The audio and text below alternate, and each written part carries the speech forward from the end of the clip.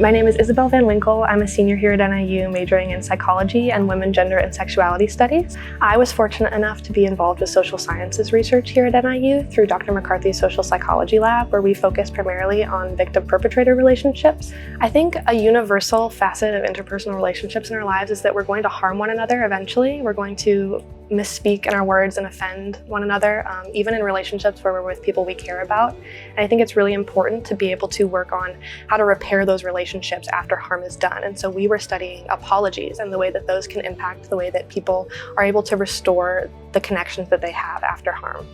One of the predictors of whether or not people will actually apologize is how they think that that apology is going to be received by the person that they harmed. So we think, is this person going to accept my apology? Are things going to be good again?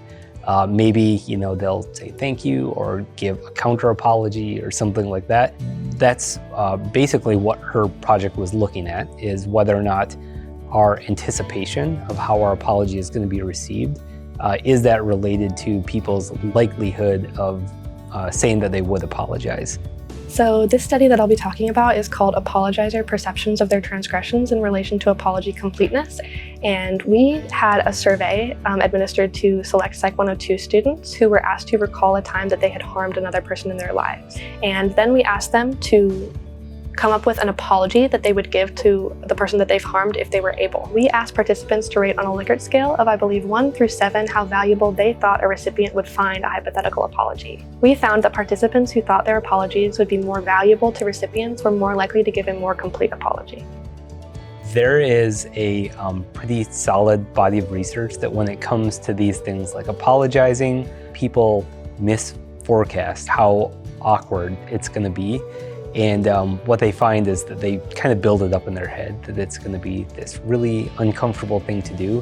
And then when they do it, they realize it's not as bad as they thought it was going to be. And sometimes it's actually a positive experience. Yeah, that would be the overarching purpose of the study, I think, is to elicit that thought in someone of, should I apologize for this? Or would it really be impactful if I did? And then to have them go out of their own volition and actually be empowered to apologize to that person in real life. That would be absolutely wonderful.